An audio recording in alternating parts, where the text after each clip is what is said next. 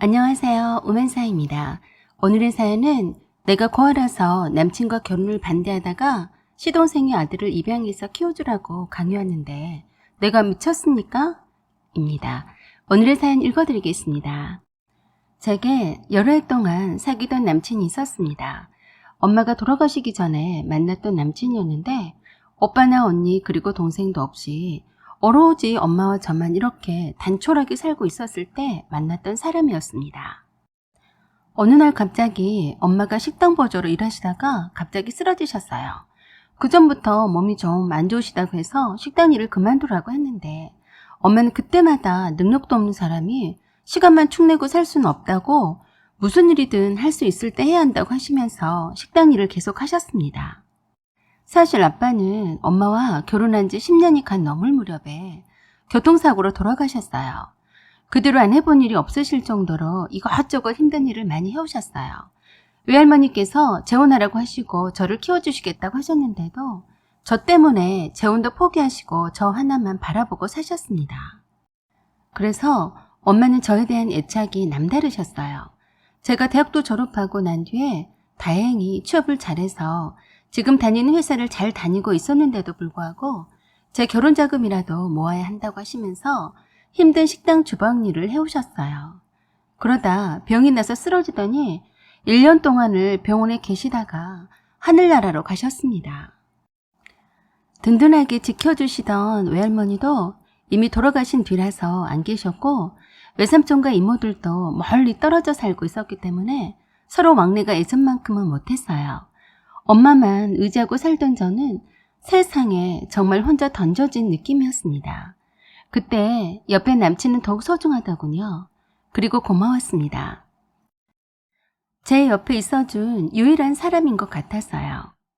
제 남친은 저에게 티를 내려고 하진 않았지만 저는 알고 있었어요.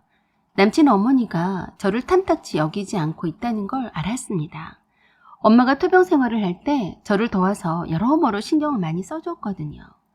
제 대신에 병실도 지켜주었고 제2의 보호자 역할을 자처해서 기꺼이 해주었어요. 남친의 어머니는 그걸 굉장히 못마땅히 했습니다.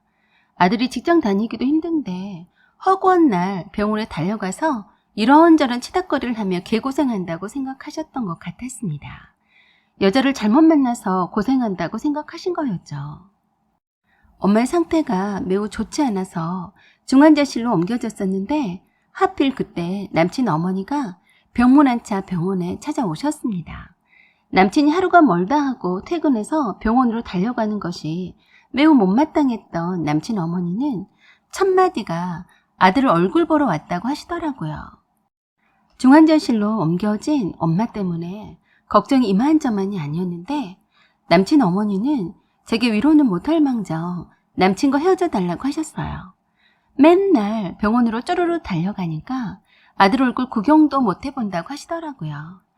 대놓고 저희 엄마 때문에 병원 출입하는 것을 못마땅하다고 말씀하셨고 그렇게 만든 제가 더더욱이 마음에 들지 않는다고 했습니다. 남친 어머니가 저에게 그런 말을 한 것을 본 남친은 심하게 자기 어머니에게 한 소리를 하더라고요.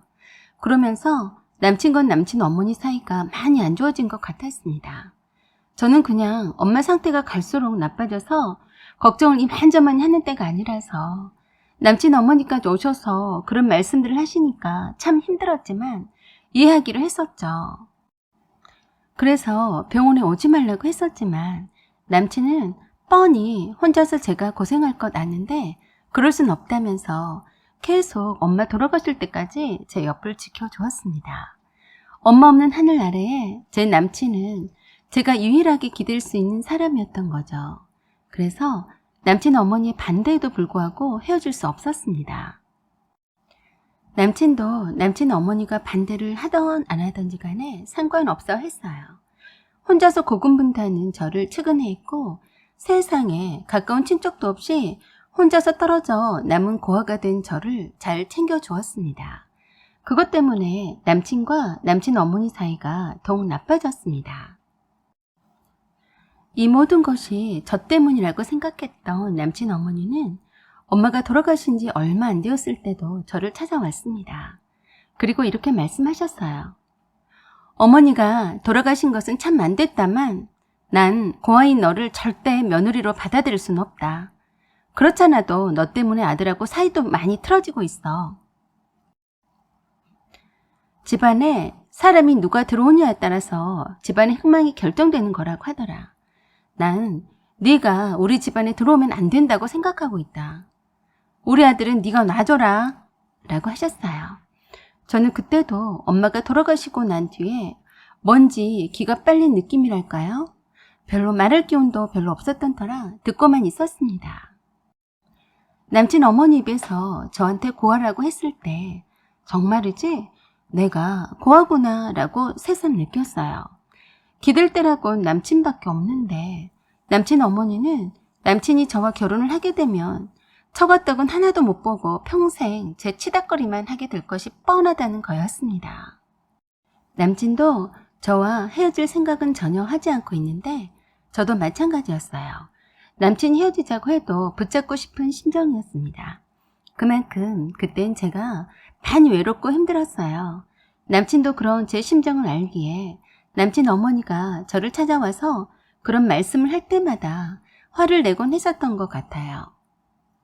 아마도 남친 어머니는 저희가 덜컥 살림이라도 당장 차리고 살까 봐서 겁이 났었던 것 같았어요.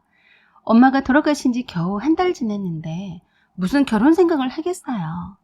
아직 결혼한단 말도 꺼내지도 않았는데 앞서 나가는 남친 어머니가 야속했습니다. 그러던 어느 날 몇 달이 지난 후에 또 남친 어머니가 저를 찾아왔습니다. 또 무슨 말씀을 하시려나 했어요. 그런데 남친의 바로 아래인 남동생이 아이가 하나 생겼다네요. 사귀는 여친 사이에서 아들을 낳았다고 하면서 그 애를 제가 입양하고 자기 자식처럼 키워주면 결혼을 허락할지 고려해보겠다고 했습니다.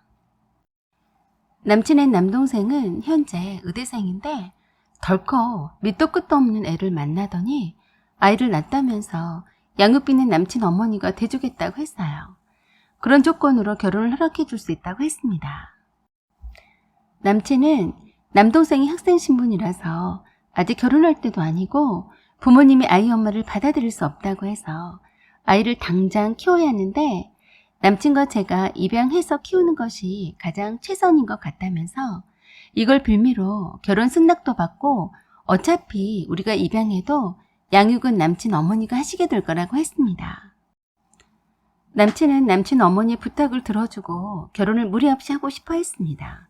저도 내세울 것도 없고 남친과는 헤어지고 싶지 않아서 하는 수 없이 그러기로 받아들이고 남친과 결혼을 했습니다. 신혼집은 시댁집과 가까운 동네로 잡았어요. 시어머니의 뜻이었어요. 낮에는 시어머니께서 시동생의 아이를 돌보셨고 제가 퇴근하면 직접 데려다 주시거나 제가 데리러 가곤 했습니다.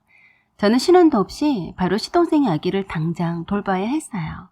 시어머니한테 육아에 관한 일장 연수를 구박받아가며 듣고 육아책을 들여다보며 나름 열심히 키우려고 했습니다. 밤새 칭얼대고 울고 하는 통에 남편이랑 돌아가면서 아이를 보채느라 힘들었는데 그 다음날 퇴근해서 또 시어머니 이런저런 잔소리까지 정말 스트레스가 장난 아니었습니다. 출근해야 되는데 아이 때문에 서너 시간도 못 잘 때가 많았어요. 그리고 시어머니는 제가 못 믿어온지 회사에까지 전화해서 이런저런 잔소리를 늘어놓기 일쑤였습니다. 처음엔 제가 아기를 키워보지 않았기 때문에 걱정이 되셔서 그랬겠거니 하고 참고 넘어왔어요. 그런데 어느 날 퇴근해서 집에 왔는데 그때도 일찌감치 시동생 아기를 데려다 놓고 기다리시고 있었어요. 그러더니 대뜸 하시는 말씀이 아니 너는 시애미가 한참을 기다리고 있는데 빨리 오지 않고 뭐하다 이제서 오니? 아무리 네 시동생 아이라고 하지만 입양했으니까 친자식처럼 키워야 한다. 앞으로 네가 엄마인 줄 알고 자랄 애란 걸 잊지 마라 라고 하시면서 또 일장 연설을 시작하시더라고요. 이미 입양하기로 한 거 저도 책임감 있게 키우려고 나름 한 번도 퇴근 후에 약속도 하지 않고 회사 회식도 마다하고 달려왔었는데 이젠 좀 그만 좀 하실 때도 된 것 같은데 또 시작이셨어요. 제가 대꾸하면 일장 연설이 길어질 테고 저만 피곤해질 테니 여느 때처럼 꾹 참고 옷을 얼른 갈아입고 아기를 들어 올리려고 했더니 더럽다고 소리를 꽥 지르셨어요. 제가 욕실에 가서 손발과 세수를 하고 오는 걸 깜빡했었네요.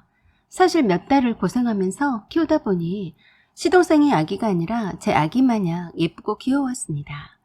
아무리 몸이 힘들고 시어머니 잔소리가 듣기 싫어도 항상 혼자 외롭게 자란 저에게 천사 같은 아기가 제 마음을 녹였어요.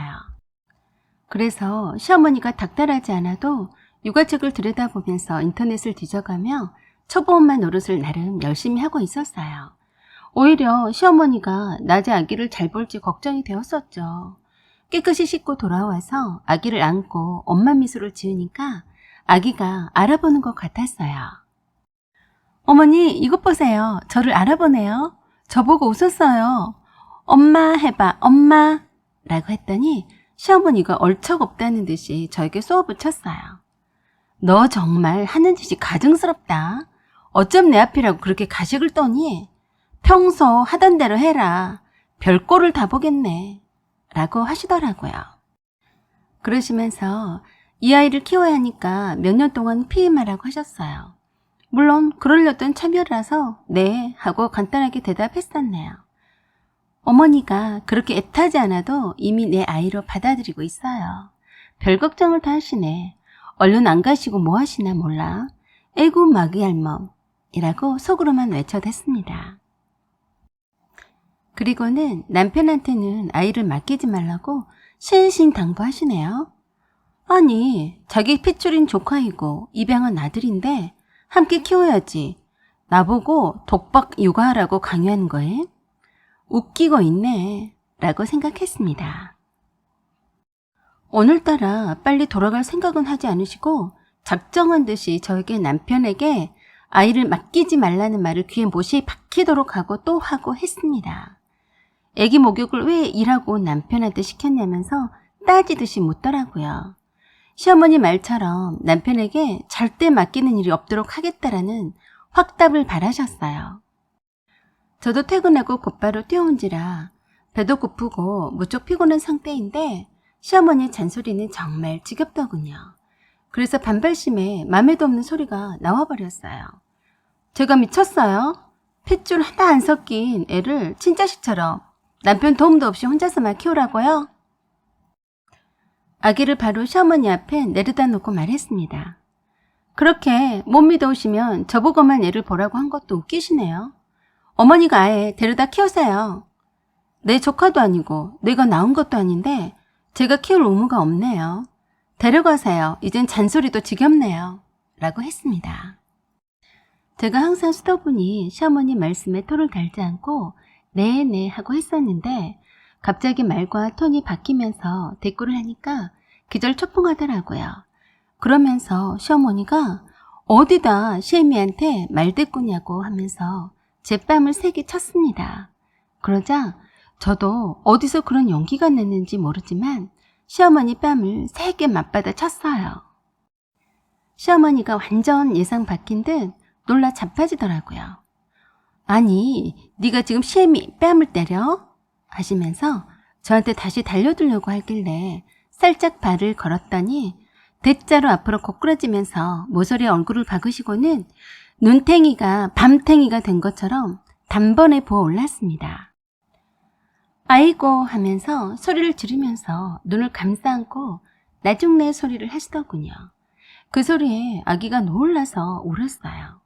저는 놀라 자빠져서 다친 시어머니보다도 아기를 먼저 안아들고 얼르고 있었어요. 이왕 이렇게 된 거 어쩔 수 없다고 생각했습니다. 죽기 아니면 까무러치기다 라고 생각했었죠. 그때 마침 남편이 퇴근해서 집에 들어왔습니다.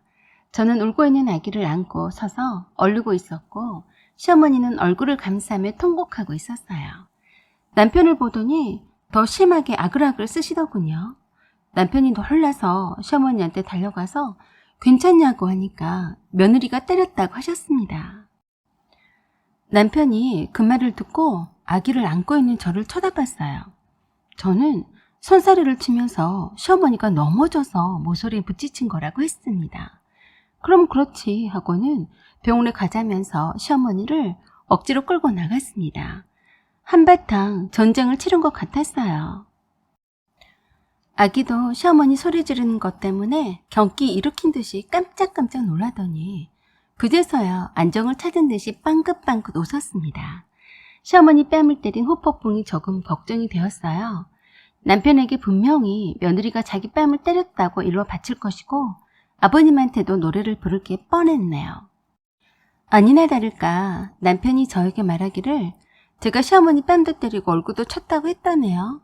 저는 시어머니 뺨 때린 적도 없고 얼굴도 친 적이 없다고 했습니다. 오히려 시어머니가 제 뺨을 때렸다고 했어요. 남편은 제 말을 털썩같이 그대로 믿었어요. 당연히 제가 시어머니한테 그럴 사람이 아니라고 생각했던 거죠. 아니나 다를까 그날 저녁에 아버님께서 남편한테 당장 오라고 호통치셨어요. 남편은 아버님께 시어머니가 거짓말하신 거라고 하면서 가지 않겠다고 했습니다. 그러자 제가 남편에게 가자고 했습니다. 오늘 일어난 일은 오늘 안에 마무리 짓자고 했었죠. 그래서 아기를 싸안고 시어머니 댁으로 갔습니다. 눈탱이가 밤탱이가 된 시어머니 몰골을 보니 속이 다 시원했습니다. 아버님이 저에게 시어머니 앞에 무릎 꿇고 빌라고 하셨어요. 그래서 제가 잘못한 것이 없어서 무릎 꿇고 빌지 않겠다고 했고 오히려 뺨 때린 시어머니가 용서를 빌어야 하는 것 아니냐고 대꾸했습니다. 그리고 시어머니 앞에 아기를 놓아두고 말했어요. 아기는 정말 잘 키우려고 했지만 시어머님의 욕과 뺨까지 맞아가면서 키울 생각은 없습니다. 앞으로는 키우지 않겠으니 저희 집에 데려오지 마시고 알아서들 하세요. 하고는 시어머니가 하는 욕을 들으면서 시댁집을 나와버렸습니다. 제가 나와버리자 남편도 조용히 따라 나와버렸어요. 제가 얼마나 아기를 이뻐하고 애지중지 키웠는지를 남편도 알고 있었기 때문에 키우지 않겠노라고 했던 제 말에 토를 달지 않더군요.